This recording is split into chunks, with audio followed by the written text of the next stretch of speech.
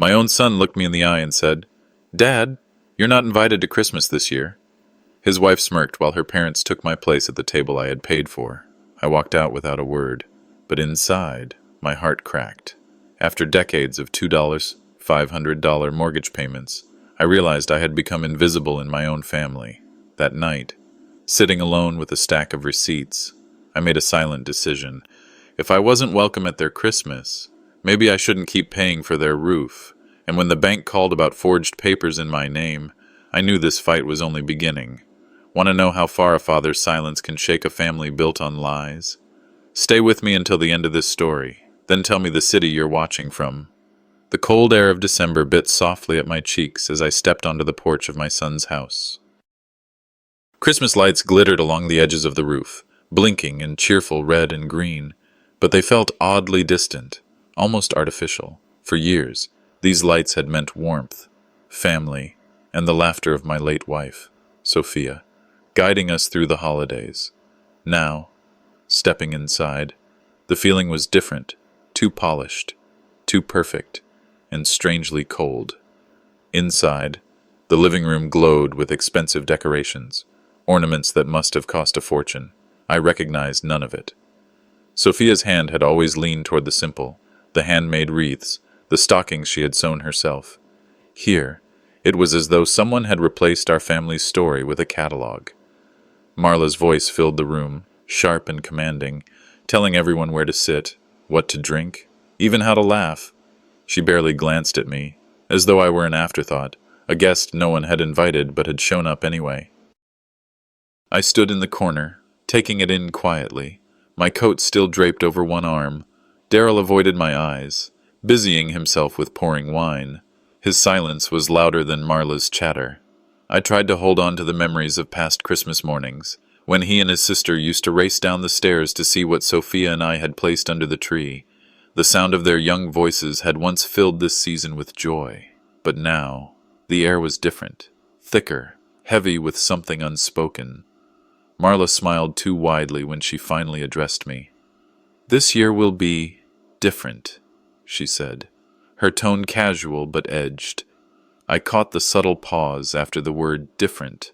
It wasn't meant as kindness. I nodded, swallowing the discomfort that rose in my chest. My father used to say silence wasn't weakness, it was armor. I chose to wear it now. As I sat down at the table, I noticed how the conversation swirled around me without ever landing on me. They asked Roland, Marla's father, about his golf trip. They asked Eleanor, her mother, about her charity luncheons. No one asked me if I was doing all right, if I had plans for the holiday, or even if I had driven safely in the rain, the house I had helped them buy, the mortgage I paid each month, the roof over their heads. It all seemed invisible here. I tried to meet Darrell's eyes, but he shifted uncomfortably and excused himself to grab more drinks. A quiet ache pressed into my chest, one I had learned to hide well over the years. Sophia would have known what to say. She always knew how to soften moments like this, without her. I sat in silence, watching the gulf widen between father and son with every passing minute. When Darrell returned, he motioned for me to step aside with him into the den. I followed, heart heavy, sensing something was coming. He closed the door gently, then sat across from me, his hands fidgeting with the edge of his sweater. For a long while, he said nothing. Finally, he exhaled, eyes still fixed on the floor. "Dad?" His voice cracked. "You're not invited to Christmas dinner this year." The words hit harder than I expected. For a moment, I thought I hadn't heard right. Not invited. To my own son's table. My jaw tightened, but I stayed calm. I wanted to demand why. To shake him and ask what Marla had whispered into his ear to bring him to this. Instead, I let silence do the work. He looked up briefly, guilt swimming in his eyes. "It's just, Marla's family has traditions. She feels it's better if we keep it to them this year." Her family, her traditions, not ours, not mine. The betrayal was not just in the exclusion, but in how easily he let it slip from his mouth. I thought of all the years I had covered their bills, all the nights I had gone without to make sure he could have a home for his wife and kids. And this was my return, erased from his holiday table, as though I were a stranger. I stood, unwilling to give them the satisfaction of seeing me beg. "Tell Marla's parents, Merry Christmas," I said evenly. His face twisted with something between shame and relief. Without another word, I stepped into the hallway. As I passed the framed photos on the wall, I saw my face shrinking across the years, family portraits where I had slowly faded to the edges, replaced by newer smiles, the house, the furniture, the polished decorations, all bought with my sacrifice, no longer felt like mine. It was theirs now, and I was just an unwelcome shadow. Outside. The winter air stung sharper. I slipped into my old truck and sat for a long while, the steering wheel cold beneath my hands. My thoughts churned with decades of sacrifices, every check I had written for mortgage payments, the upgrades, the repairs. I had given them stability, a roof, a chance at comfort, and now I was being asked to step aside like an outdated ornament no one wanted on the tree. The phone buzzed. Daryl's name glowed on the screen. My hand hovered over it, but I let it ring out. Some silences said more than words ever could. As the night deepened, a quiet resolve formed in my chest. If I wasn't welcome at their Christmas table, maybe it was time to stop paying for their roof over it.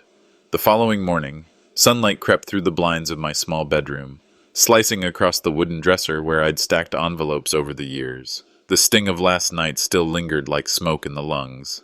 No anger tantrum came, only a bitter clarity. If my son and his wife no longer wanted me at their Christmas table, then why had I been paying, month after month, to keep their roof steady above their heads? The thought hardened. No longer a fleeting impulse, but a conviction.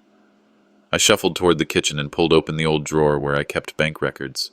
Inside were stacks of statements and receipts, yellowed from time, smelling faintly of dust and ink. My handwriting stared back at me on check stubs, line after line of mortgage payment $2, $500. Each sheet carried memories of skipped vacations, postponed doctor visits, and quiet meals eaten alone because every spare dollar had gone to ensure my son's security. Clarity replaced sorrow. I wasn't despairing, I was awakening.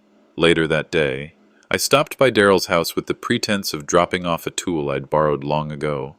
Marla answered, her smile too polished to be warm. The house sparkled with expensive decor, gleaming ornaments, velvet drapes, all the trappings of luxury. My eyes drifted to the portrait wall in the living room, where once my photograph had hung. Between Daryl and his late mother, now stood a polished frame of Marla's parents, dressed in country club attire. My face had been erased, replaced as though I had never existed in the story of my own family. The pain was sharp, like a sudden nail driven into the heart, but I gave no sign. I nodded politely when Marla mentioned holiday plans, my voice steady as I said I wouldn't keep her long. Walking out of that house, the December air bit harder than before. It wasn't just exclusion anymore, it was erasure. Back at my kitchen table, I laid out the receipts across the surface like a timeline of sacrifice. Decades of checks written faithfully, each one a silent vow that my son would never feel the strain I had endured when I was his age. I remembered sitting with Sophia years ago, budgeting by candlelight, promising her that no matter what, Daryl would always have stability. That vow had become my prison. I had kept paying long after he stopped seeing me, enabling a life that no longer had space for me in it. The afternoon mail brought a fresh envelope. Inside lay the latest mortgage statement.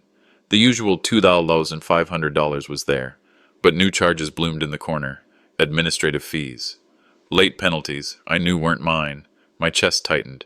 Marla's fingerprints were all over this. She'd been shifting numbers, playing games behind the veil of trust I had once extended. The realization set fire beneath my calm. Outrage surged, not in a shout, but in the quiet clench of my jaw, the muttered words slipping through. Enough is enough. Evening settled in. I sat at my desk, computer screen glowing with the online payment system. My finger hovered above the mouse. For years, this click had been routine, an act of obligation. Tonight, it felt different. Tonight, silence itself would be my gift. I didn't need to raise my voice or stage a confrontation. All I needed was stillness, a single choice withheld. I closed my eyes, breathing steady, and clicked the box that would end the automatic cycle. The screen went dim. The silence in the room felt heavy. But it was the first silence in years that carried power, not defeat. This year, I thought, leaning back in the chair, my gift will be silence, and it will cost them dearly. With the decision made, I braced myself for the storm that silence would surely bring. The phone wouldn't stop buzzing. Every few minutes the table rattled, the screen lit up, and Marla's name flashed bold across it. Sitting in my quiet kitchen, the hum of the refrigerator the only other sound, I stared at the phone without moving. Each vibration pressed heavier against the decision I had made the night before. No more auto payments, no more silent sacrifices. Let it ring, I thought. Let her wait. Memories of Christmas mornings filled with warmth and laughter used to steady me, but this time they only sharpened the sting. For decades, I had written checks without hesitation, ensuring Daryl and his family never worried about their roof, their comforts. And now, here I was, treated like a ghost they could erase at will. The phone's glow pulsed across the countertop, a rhythm that matched the tightening in my chest. Pride held me still, but under it was a storm waiting to break. Finally, against my better judgment, I picked up. Hello? The word left my mouth like a stone. Orville. Marla's voice came, cold, clipped, rehearsed. You need to pick up my parents at the airport tomorrow. Their flight lands at 6. Don't be late. Her tone wasn't a request.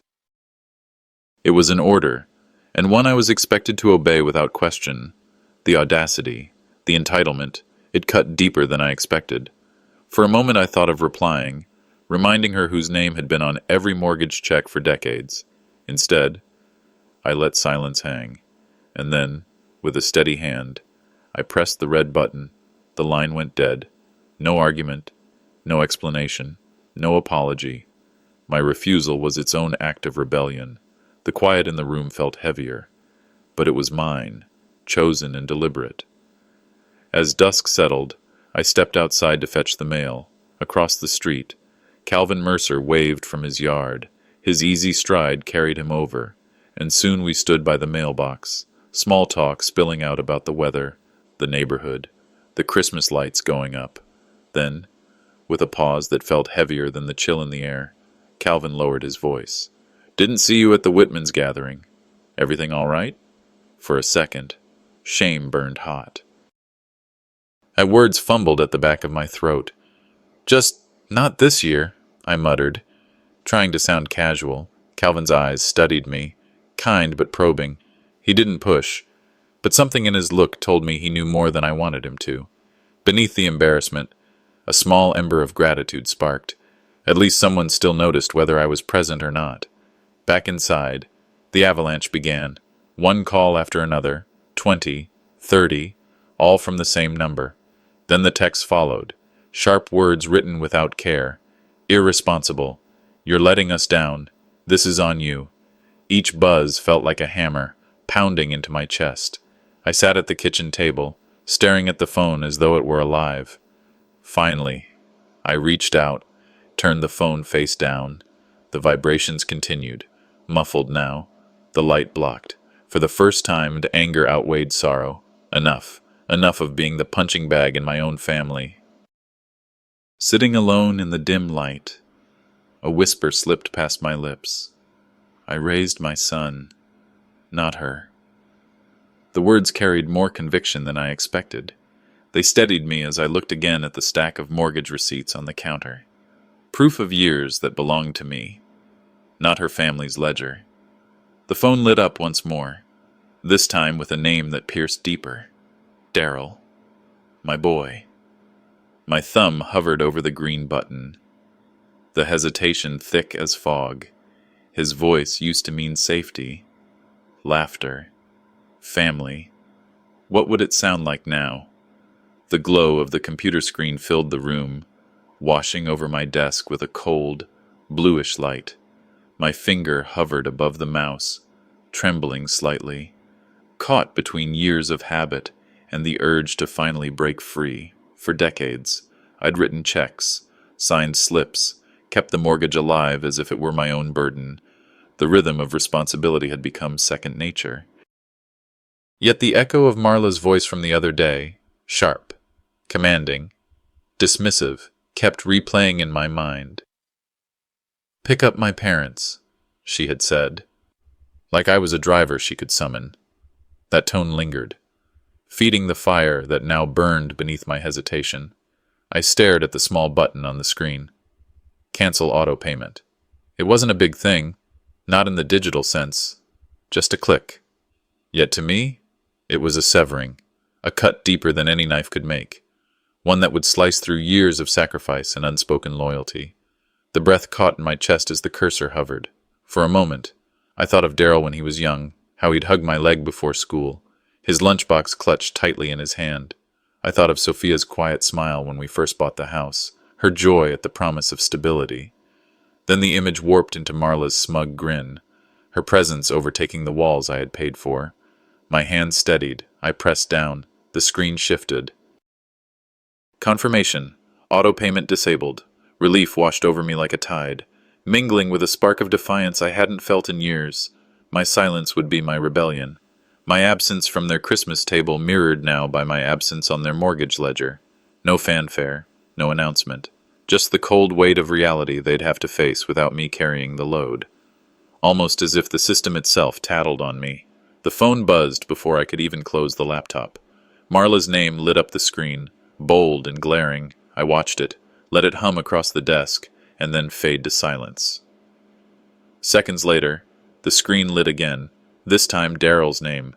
My chest tightened, a flicker of the old fatherly instinct urging me to answer, but I didn't. I let it pass. Watched his name vanish like a ghost into the dark. The calls didn't stop. They multiplied. By the hour's end, my call log showed 24 missed calls. Texts came with them, a mixture of sharp accusations, pleading words, and veiled threats. Words like irresponsible, unfair, and how could you do this to us? Each vibration rattled across the table, like the panicked heartbeat of a house crumbling without the hidden foundation I had been for so long. I leaned back in my chair, mug of coffee in hand, and let the bitter taste settle on my tongue. The phone buzzed again, over and over, but I didn't move. There was satisfaction in my stillness, grim but real. They had taken my silence for weakness. Now they would learn it could be power. The night deepened, shadows stretching across the living room. The phone sat glowing in the dark, a small beacon of their unraveling. I whispered into the quiet. Now they'll know what silence really costs. The screen lit again. Not Marla, not Daryl. This time, an unknown number. The phone sat in my palm like a weight I didn't want to carry. The screen glowed with an unfamiliar number. For hours I had ignored every buzz, every desperate attempt from Daryl and Marla. But this one I answered. A man's voice, steady and professional, introduced himself as a representative from the bank. He spoke with the careful tone of someone used to giving bad news. At first, I thought it was just another reminder about the mortgage, something routine. But then his words cut through. There were irregularities on the account I had been paying into for years.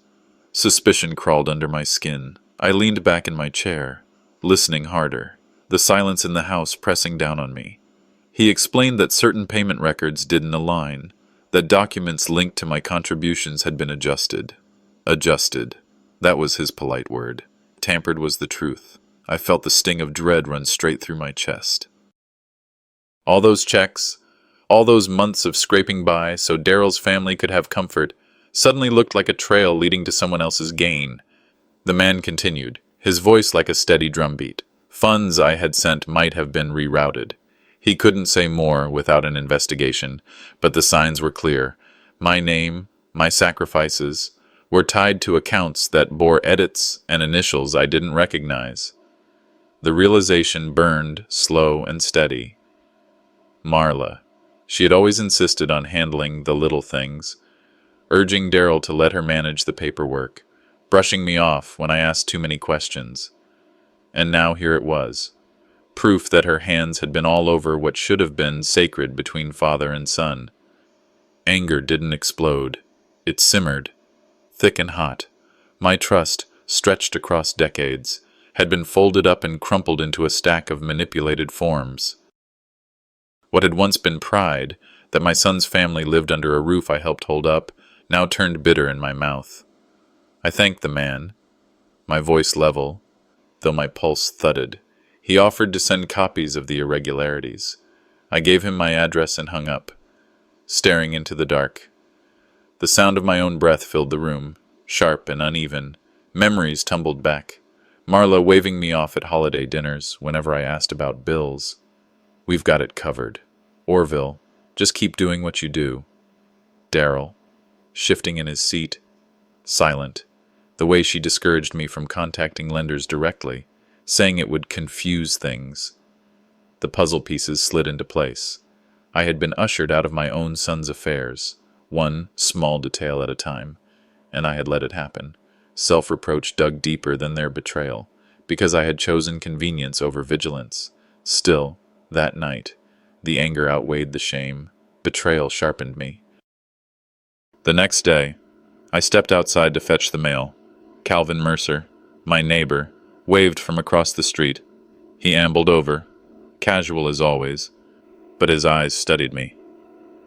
Everything all right? Orville? Heard there's some financial trouble brewing with the Whitmans. The words landed like a slap. Gossip already.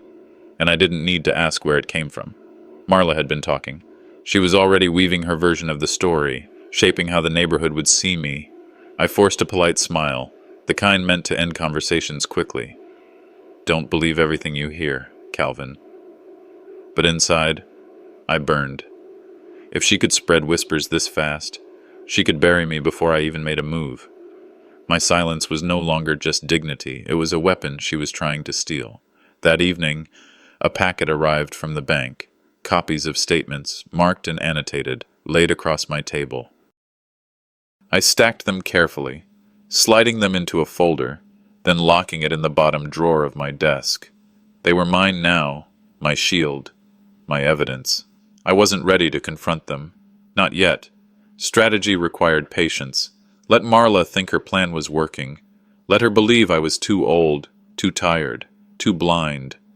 The moment would come when these papers spoke louder than any argument. Just as I closed the drawer, the phone chimed with a voicemail. I pressed play, and Daryl's voice trembled through the speaker. Dad, I think we need to talk, but not when Marla's around. For the first time in weeks, a crack appeared in his loyalty, and I intended to widen it. The morning light slipped through the blinds, thin stripes of gold cutting across my kitchen table. The voicemail from Daryl still echoed in my mind, his voice shaky, carrying something I hadn't heard in years, fear. After staring at the phone for what felt like hours, I finally dialed him back. Dad? His whisper was barely audible, muffled like he had a hand over the receiver. I got your message, I said, keeping my tone steady. What's going on, son? There was a pause, then the sound of him exhaling hard. I don't know how much longer I can do this. Marla's got everything under her control, the accounts, the bills. Even my paycheck goes through her hands before I see it.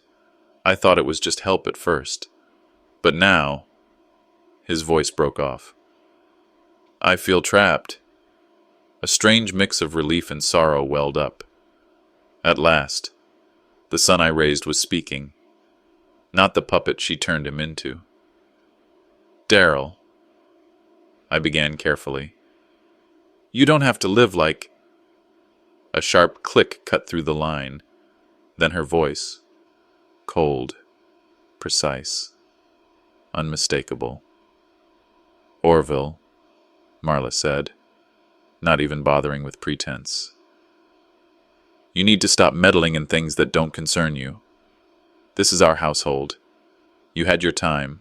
Now let us handle ours. The air drained from the room. My grip on the phone tightened, but I didn't shout. Silence can be sharper than words. I let the quiet stretch until she finally hung up, abrupt and angry, leaving nothing but dead air. I sat there, breathing slow, holding down the fire in my chest. Rage would give her satisfaction.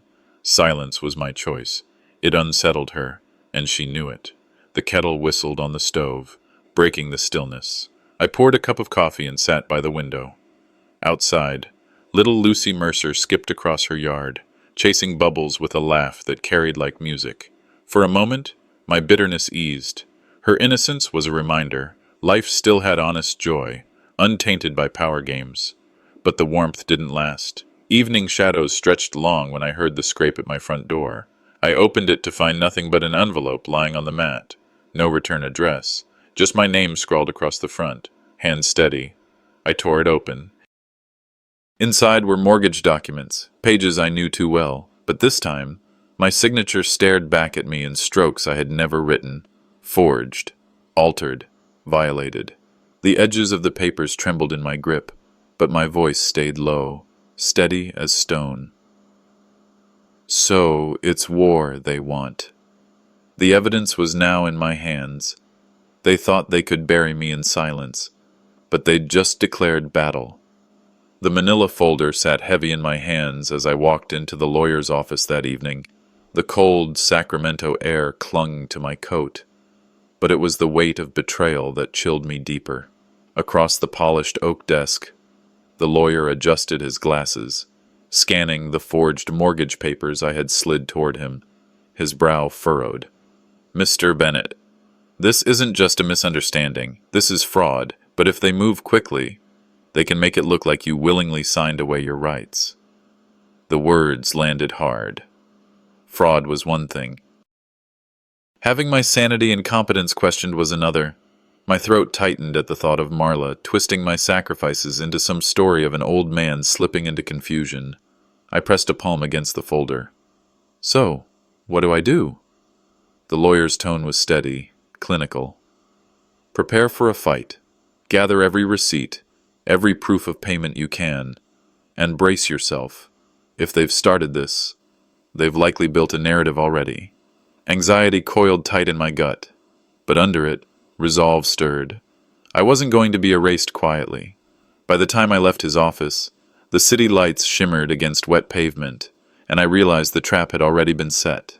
The following morning, I received a copy of a claim Marla had filed. According to the paperwork, I had willingly transferred partial ownership of the property to Daryl and her months ago. My stomach turned. Not only had they forged my name, but they had created a trail to paint me complicit. Every dollar, every check I had written across decades, reduced to a stack of doctored pages. It wasn't just theft, it was identity theft of the cruelest kind. The phone in my pocket felt heavier than usual. I dialed Daryl, my fingers trembling. When his voice finally came, I thought I heard relief, but then he spoke, low and cool, as if rehearsed. "Dad, maybe you're just confused. You've done a lot for us, but let Marla handle things now. It's better this way." Those words sliced through me sharper than any blade. Confused. Better this way. I wanted to shout that I wasn't confused, that I had carried him from diapers to diplomas, that every roof over his head came from my sweat, but all I heard was silence on my end of the line and the echo of my son's distance. Marla had wrapped herself so tightly around him that even his voice no longer belonged to him. Later that evening, as I stepped outside to fetch the mail, Calvin Mercer waved from across his driveway. He ambled over, the glow from his porch light casting his face in gold. "Orville," he said, lowering his voice. "Strange thing the other night. I thought I saw someone hanging around your mailbox. Late, way past dinner. Didn't want to alarm you, but it didn't look right." A jolt went through me. My mail, my papers. Of course she would stoop that low, planting evidence, intercepting notices, bending the truth until it looked like reality. My chest tightened, but oddly, I felt vindicated. Calvin's words confirmed what my gut had been screaming. This wasn't paranoia. It was war. Inside, I dropped the day's envelopes on the table, but one stood out, thicker, official. I tore it open. A hearing notice. My signature was being challenged, and the court date was set.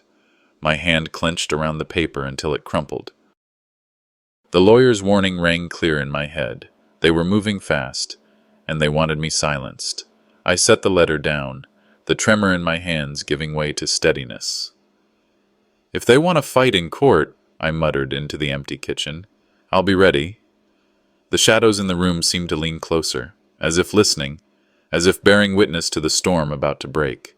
The morning air cut cold as I stepped out of my truck, the courthouse looming ahead like a fortress. The envelope of receipts and bank records felt heavier in my hand than it should have. Years of sacrifice boiled down to brittle pages. Inside the glass doors, warmth and murmurs mixed together, but it did little to ease the tension tightening in my chest. Across the lobby, Marla appeared in a tailored coat, her heels clicking sharp against the marble floor. Her parents followed like royalty, Roland and Eleanor casting me looks of disdain as though I were some unwelcome guest. Darrell trailed behind them, shoulders slumped, eyes darting away from mine. For a moment, I thought I saw hesitation in him, but Marla's hand on his arm kept him tethered. The courtroom buzzed with the shuffle of papers and the scrape of benches. I found my place at the front, laid the envelope carefully on the table, and folded my hands. No lawyer at my side, just me, my voice, and the truth I carried. When the session began, Marla rose first. Her voice carried smooth and confident, the kind of practiced calm that could charm strangers. She held up papers, false transfers, signatures twisted into lies, and told the judge I had willingly handed ownership to them. Then she went further, her tone dripping with feigned pity. She described me as forgetful, unstable, unable to manage my own affairs. Each word landed like a stone thrown in public, stripping dignity piece by piece. I sat motionless, but inside, the humiliation burned hot. Every glance from strangers, every note scribbled by a clerk, it all felt like a verdict before I'd even spoken. Yet silence had been my shield before, and I leaned on it now, waiting for my turn. When the judge nodded, I stood. My voice didn't tremble. I laid out decades of receipts, mortgage checks written in my own hand. I spoke of nights when bills outweighed food, when my late wife Sophia and I went without so that Daryl's family could live under a roof.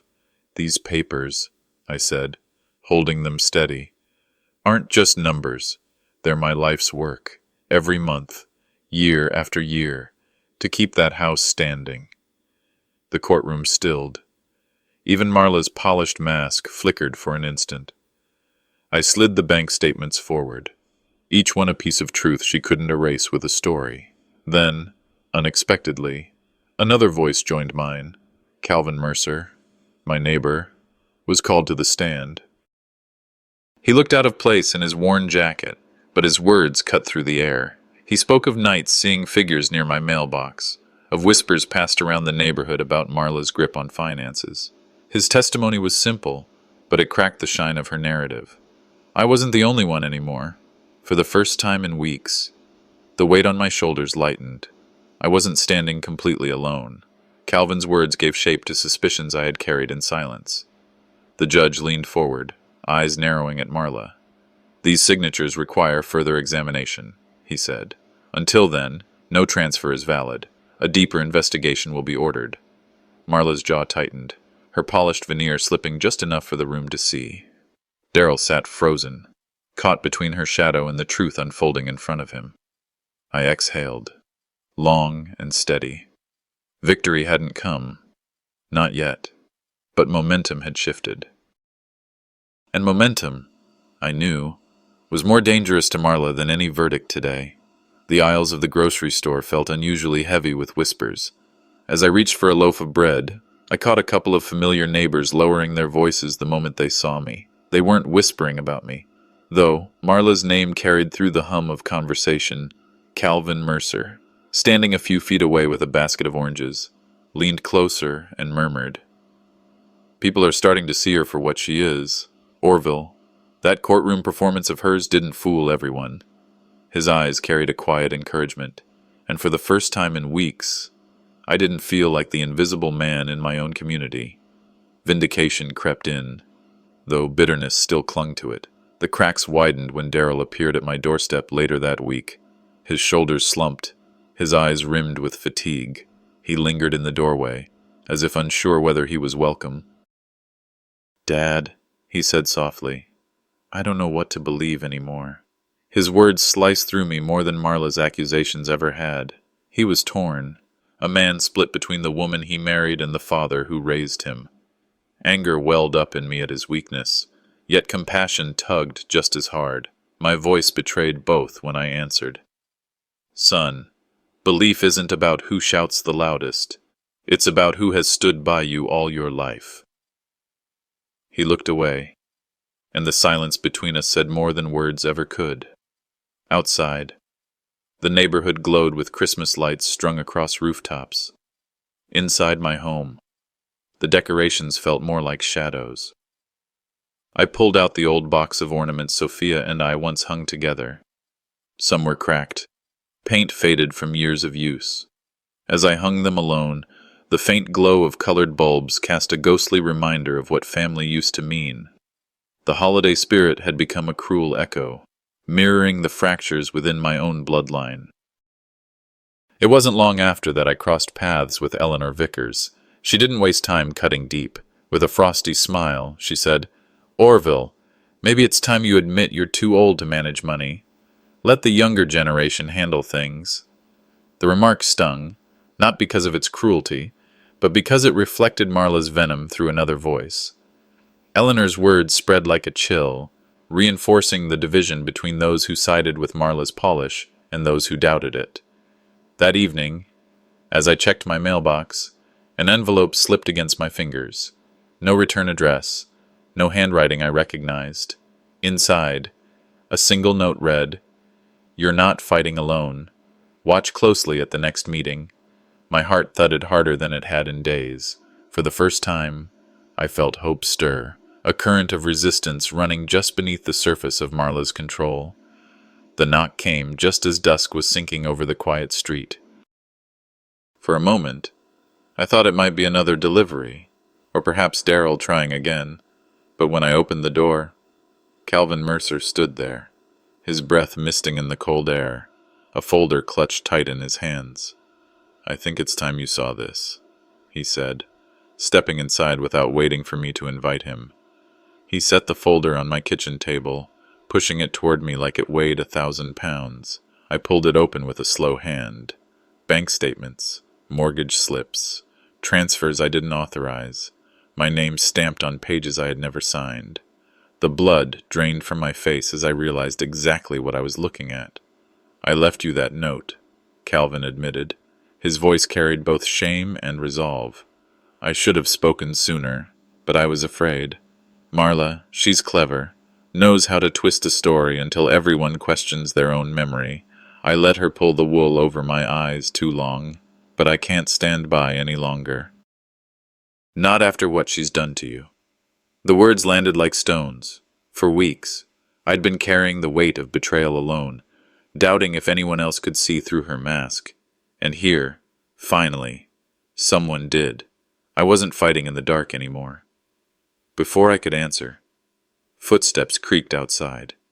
The door swung open, and there stood Darryl.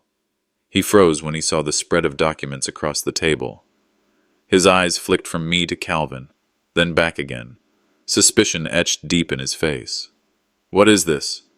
His voice cracked with exhaustion, the strain of living between two worlds evident in every syllable. "Your wife's handiwork," Calvin said flatly. He pointed to the statements. "Money moved without consent. Signatures forged. This is fraud. Son, plain and simple." Darryl stepped closer, scanning the pages with trembling hands. I watched his expression falter, the denial that had shielded him beginning to crack. "Dad." His voice was hoarse. "All this time, I thought you were exaggerating, but—" He swallowed hard, shame clouding his face. "I ignored too many signs.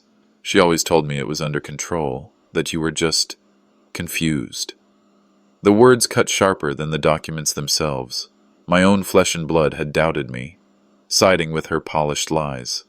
Still, in that moment, I saw not just betrayal, but also the first flicker of awakening in his eyes. 2 days later, Roland and Eleanor Vickers hosted what they called a family meeting. Their house glowed with the smug comfort of wealth, the smell of polished wood and overbrewed coffee filling the air. They wanted to set the record straight, to spin control back into Marla's hands. But this time, I wasn't walking in empty. Calvin came with me, the folder tucked firmly under his arm. When the moment came, I laid the evidence out on the coffee table for all to see. Page after page of statements, signatures, proof that my sacrifices had been twisted into weapons against me. Marla leaned forward, her lips painted into a perfect smile that didn't reach her eyes. "These are fakes," she said smoothly. "Everyone here knows he's been struggling. He's confused, clinging to scraps. Don't let him drag us down with his paranoia." Her words bounced around the room, but this time, they didn't land as cleanly. Daryl stood behind her, his face pale, his jaw tight. He didn't rush to defend her. His silence alone was louder than anything I could have said. And then, just as the tension thickened into something unbearable, a smaller voice pierced the room. "I have something," Lucy Mercer whispered, stepping out from the hallway. Her phone clutched tight in her hands. Her eyes darted nervously, but there was steel in her tone. She tapped the screen, and Marla's voice filled the room. Clear, sharp, unmistakable. Of course I rerouted the money. He'll never know. It's easy enough to forge an old man's signature. The silence that followed was suffocating. Every head turned toward Marla. Her practiced mask of confidence flickered for the first time. I felt my heart pounding as if each beat was chiseling away at years of humiliation. The truth was no longer mine alone to carry. It was out in the open, undeniable. And it had her voice stamped all over it. The recording ended with silence so heavy it pressed against the walls. Marla's voice, sharp and undeniable, still echoed in the air. Her own words had betrayed her. Roland's face turned crimson as he slammed his hand on the table, demanding explanations that never came. Eleanor, lips tight as a blade, turned away from everyone, refusing to meet my eyes. For the first time in years, I didn't need to raise my voice. The truth was laid bare, and it didn't need my help to sting. Across the room, Daryl sat hunched, staring at the floor. He didn't try to defend her, didn't even try to defend himself. That silence from my son pierced me deeper than all of Roland's rage or Eleanor's icy disdain. Arguments broke out around me. Roland accused me of twisting things, of conspiring with neighbors to ruin Marla's good name. Eleanor murmured that I was too old to understand what was happening. But then a neighbor, someone I barely knew, spoke up from the back of the room. "I heard her too. You can't deny what we all just heard."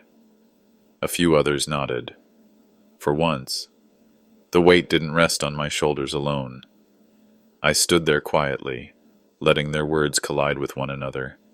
It was chaos. Yes, but it was also freedom. No longer was I the only one questioning Marla's mask of perfection. That night, after the dust had settled, I heard a knock at my door. Daryl stood there, shoulders slumped, his eyes swollen as if he hadn't slept. "Dad," he whispered. "I'm sorry." The words faltered. He admitted he felt trapped, that he knew something was wrong but couldn't untangle himself from Marla yet. I listened, neither forgiving nor condemning. He was still my son, but as he left, I understood. His battle was his own, and I couldn't fight it for him. The next day, whispers carried through town. At the diner, two women paused their conversation when I walked in, offering sympathetic nods instead of pity. At the hardware store, Calvin clapped me on the shoulder and said, "Folks are starting to see her for what she is." It wasn't victory, but it was dignity, and I held on to that. Then came the envelope, thick, official, stamped with the court's seal. I unfolded the summons with steady hands. Fraud charges had been filed against Marla. At last, the law would do what whispered rumors and hidden recordings could not. I stared at the paper, the corners trembling slightly between my fingers. A long breath escaped me, half relief, half exhaustion. "Now the law will finish what the truth began," I whispered into the quiet of my living room. The judge's words rang out in the hushed courtroom, clear and firm. Marla was guilty of fraud. She was ordered to repay damages and stripped of every financial power she had clawed from me. For a moment, I felt the air return to my lungs after months of being held captive. Around me, the buzz of whispers filled the chamber, each one confirming what I already knew. Truth had finally broken through the lies. Roland and Eleanor Vickers stood stiffly, faces pale, before slipping out a side door in silence. Their pride had no defense left. Marla, on the other hand, sat frozen in her chair until the bailiff guided her up. Her eyes darted wildly, searching for sympathy that no longer existed. The polished veneer she wore like armor had cracked, leaving only desperation. I watched her walk out of that room not with triumph, but with a heavy sort of pity. I had wanted justice, and now that it had arrived, I realized vengeance was not what I craved. What mattered was reclaiming my dignity, and knowing the sacrifices of my life had not been in vain.